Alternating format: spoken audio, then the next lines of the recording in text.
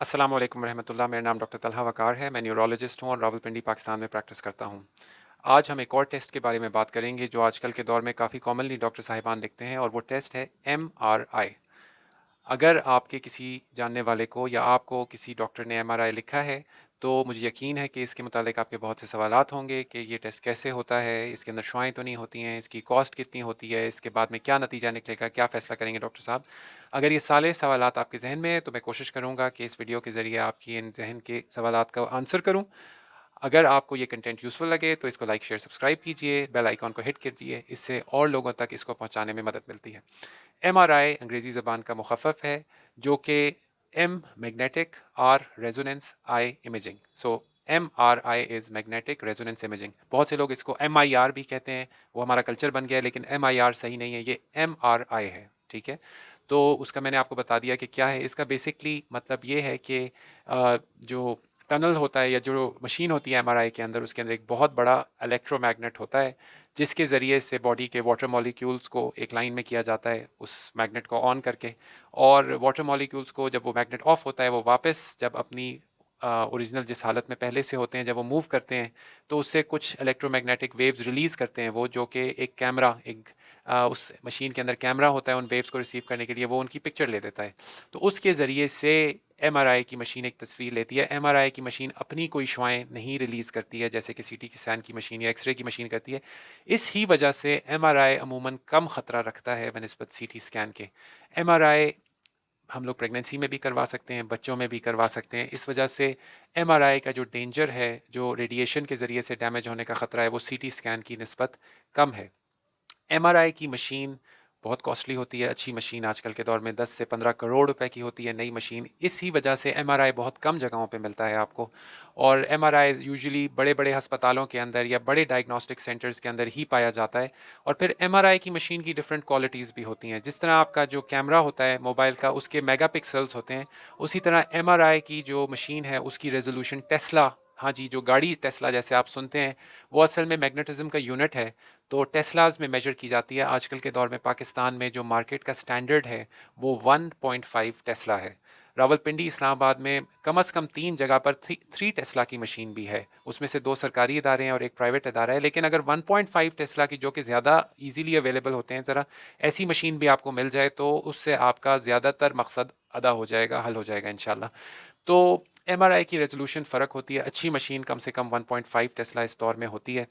MRI की machine CT scan से ज़रा मुख्तलिफ होती है और ज़रा बड़े साइज़ की होती है, क्योंकि वो जो भी इर्द गिर्द मैग्नेटिज्म क्रिएट करनी होती है उसके लिए ज़रा बड़ी इक्विपमेंट की ज़रूरत होती है। इस वजह से अक्सर लोग जिनका MRI हुआ होता है वो बताते हैं कि जी ये एक टनल की तरह है, उसके अंदर जाना होता है अपनी तस्वीर लेने के लिए, जिसकी वजह से बहुत से लोग जिनको तंग जगहों का खौफ होता है, जिसे हम क्लॉस्ट्रोफोबिया भी कहते हैं, वो उनके लिए एक बड़ा मुश्किल मरला बन जाता है। लेकिन कुछ तरीके ऐसे होते हैं जिनके ज़रिए से हम क्लॉस्ट्रोफोबिया को कोई मेडिसिन ऐसी देते हैं, या एक्सट्रीम केसेस में, शदीद केसेस में ऐसे मरीज़ों को MRI के लिए बेहोश भी करना पड़ता है जिनको तंग जगहों का बहुत ज़्यादा खौफ हो।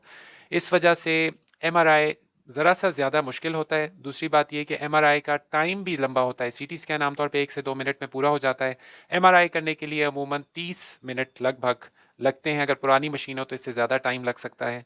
MRI भी CT स्कैन की तरह कॉन्ट्रास्ट के साथ किया जा सकता है। कॉन्ट्रास्ट एक ऐसी मेडिसिन या ऐसी केमिकल होती है जो वेन के ज़रिए, कैनुला के ज़रिए से इंजेक्ट की जाती है और एक ख़ास तस्वीर ली जाती है जिसे हम पोस्ट कॉन्ट्रास्ट इमेज कहते हैं। पोस्ट कॉन्ट्रास्ट इमेज ज़रा सी ज़्यादा तफसील हमें फ़राहम करती है कुछ ख़ास किस्म की बीमारियों को पहचानने में, जैसे कि ट्यूमर्स या और किस्म की ऐसी बीमारियाँ जिसमें बॉडी के मुख्तलिफ अज़ा में सोजिश हो जाए, तो कॉन्ट्रास्ट की तस्वीर ज़्यादा तफसील फ़राहम करती है और तशख़ीस करने में मदद करती है। क्योंकि MRI की मशीन का जो बोर होता है, जो सुराख जिसमें से बंदे को अंदर करना होता है, वो एक लिमिट होती है उसके साइज़ की। तो जिन लोगों का बहुत ज़्यादा वज़न हो, बहुत ज़्यादा मोटापा हो, तो बहुत सी मशीनें ऐसे मरीज़ों को अंदर फिट नहीं कर पाती हैं। तो एक लिमिट होती है MRI के मशीन की कि जी इतने किलोग्राम से ऊपर जो मरीज़ हैं उनके लिए मुश्किल है। अमूमन 120 किलोग्राम के लोगों तक तो मैंने कोई मसला नहीं देखा है MRI की मशीनों में। हाँ, अगर 120 किलो से आपका वज़न ज़्यादा है और पेट वगैरह बहुत ज़्यादा बाहर निकला हुआ है तो मुमकिन है कि वो मशीन जहाँ पे भी है वो मना करें कि नहीं, हम आपकी MRI नहीं कर सकेंगे। तो कुछ ख़ास ऐसी एक्स्ट्रा साइज़ मशीन कहीं पे आपको तलाश करनी पड़ेगी जो MRI कर सकें। سی ٹی اسکین کی نسبت ایم آر آئی مختلف ہمیں انفارمیشن فراہم کرتی ہے اور بہت زیادہ تفصیل فراہم کرتی ہے. ایم آر آئی نے بھی پچھلے تقریباً 2 سے 3 دہائیوں میں میڈیکل کی پریکٹس کو ریولوشنائز کر دیا ہے، بالکل بدل کے رکھ دیا ہے، اور اس سے جو ہماری تشخیص کرنے کی صلاحیتیں ہیں وہ بہت زیادہ ان میں فرق پڑا ہے. بہت ساری بیماریاں جن کو ہم پہلے بس سوچتے تھے اور گمان کرتے تھے کہ شاید یہ وہ ہے، ان کا اب ہم ایک تصویر کی فارم میں یقینی ڈائگنوسس بنا سکتے ہیں. جیسے کہتے ہیں نا، عین الیقین آ جاتا ہے، آنکھوں سے دیکھ کے ایک طرح کا یقین انسان کے دل میں بیٹھتا ہے. تو ایم آر آئی نے اور کچھ حد تک سی ٹی اسکین نے بھی اسی طرح کا کام کیا ہے. اگر دماغ کی بات کریں، کیونکہ میں نیورولوجسٹ ہوں تو دماغ اور اسپائنل کارڈ کے بارے میں سوچتا ہوں، تو ایم آر آئی جو سافٹ ٹشوز ہیں جیسے دماغ اور حرام مغز کا گودا ہے اس کو دیکھنے میں بہتر تفصیل فراہم کرتا ہے بنسبت سی ٹی اسکین کے. ایم آر آئی خون اور ہڈی کو اتنے بہتر طور پہ نہیں دیکھ سکتا ہے جتنے بہتر طور پہ سی ٹی اسکین اس کو دیکھ سکتا ہے. ہاں، جو سافٹ ٹشو کی بیماریاں ہیں جیسے برین یا اسپائنل کارڈ کی، اس میں خدا نخواستہ کوئی ٹیومر ہو یا فالج ہو یا کوئی برین میں انفیکشن ہو، ایپسس ہو، کوئی حرام مغز کا یعنی اسپائنل کارڈ پہ دباؤ ہو، وہاں کوئی ٹیومر ہو یا ڈسک ہو، تو اس کے لیے ایم آر آئی کا جواب ہی نہیں ہے. ایم آر آئی سی ٹی اسکین سے بہت بہتر ہوتا ہے، بہت زیادہ تفصیل فراہم کرتا ہے. ایم آر آئی کی مشین کیونکہ سی ٹی اسکین سے ذرا کاسٹلی ہوتی ہے، تو ایم آر آئی کا جو ٹیسٹ ہے وہ زیادہ کاسٹلی ہوتا ہے. آج کل کے دور میں راولپنڈی، اسلام آباد میں، اب دس از 2025، تو تقریباً 12 سے 15 ہزار میں نان کانٹراسٹ ایم آر آئی ہو جاتا ہے، اور اگر آپ کانٹراسٹ دیں گے تو تقریباً 5,000 اس میں آپ شامل کر لیں تو 18 سے 20 ہزار میں کانٹراسٹ انہانسڈ ایم آر آئی بھی ہو جاتا ہے. ایم آر آئی کی رپورٹ کرنا کسی عام ڈاکٹر کی بات نہیں ہے، بس کی بات نہیں ہے، اور جو بڑے ماہر ریڈیولوجسٹ ہوتے ہیں وہ ایم آر آئی کی رپورٹنگ کرتے ہیں، اور یہ ایک بڑی اسپیشلائزڈ فیلڈ ہے. ایک ایسا پیشنٹ ایسا ڈاکٹر جو ایم آر آئی کی انٹرپریٹیشن میں ٹرینڈ نہ ہو، جس نے ایسا کورس نہ کیا ہو جہاں پہ ایم آر آئی کو سمجھنا سکھاتے ہوں، وہ ایم آر آئی کو نہیں سمجھ سکتا ہے. اور بہت سی دفعہ رپورٹ بھی اس کی اتنی پیچیدہ ہوتی ہے کہ اگر ایسے ڈاکٹر صاحب پریکٹس میں نہ ہو ایم آر آئیز کو دیکھنے کے، تو رپورٹ کبھی کبھی گمراہ بھی کر دیتی ہے ڈاکٹر کو. تو ایم آر آئی سی ٹی اسکین کی طرح کوئی ایسا ٹیسٹ نہیں ہے جو آپ کو خود سے ایک دم سوچ آئے کہ میں کراؤں، یا آپ چیٹ جی پی ٹی سے کوئی اپنی علامتیں بتائیں تو وہ آپ کو کہے کہ ایم آر آئی کرائیں.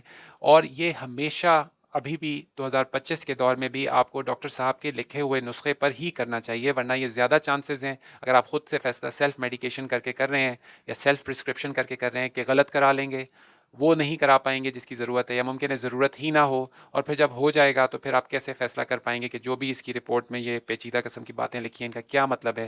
اس سے زیادہ چانسز یہ ہیں کہ آپ کو کوئی فائدہ نہیں ہوگا، آپ کی انگزائٹی بڑھے گی، پریشانی بڑھے گی، اور فائنلی آپ کو ڈاکٹر صاحب کے پاس جانا ہی پڑے گا.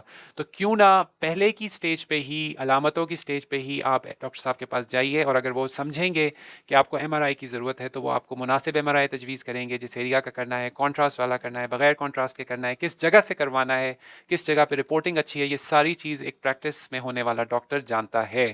تو ایم آر آئی براہ کرم خود سے فیصلہ کر کے نہ کرائیے، اپنا پیسہ اس پہ برباد نہ کریے، اپنے ایموشنز اس پہ انویسٹ نہ کریے، اپنی انگزائٹیز کو نہ بڑھائیے. اپنے ڈاکٹر صاحب کے اوپر ریلائی کیجیے، ان سے پوچھیے، اگر وہ سمجھیں گے تو وہ آپ کو تجویز کریں گے. میں امید کرتا ہوں کہ اس ویڈیو سے آپ کی نالج اور اویئرنیس میں اضافہ ہوا ہوگا. اگر ایسا ہوا ہے تو اس ویڈیو کو لائک، شیئر، سبسکرائب کیجیے. مجھے اپنی دعاؤں میں یاد رکھیے، اپنا بہت سا خیال رکھیے. السلام علیکم ورحمۃ اللہ وبرکاتہ.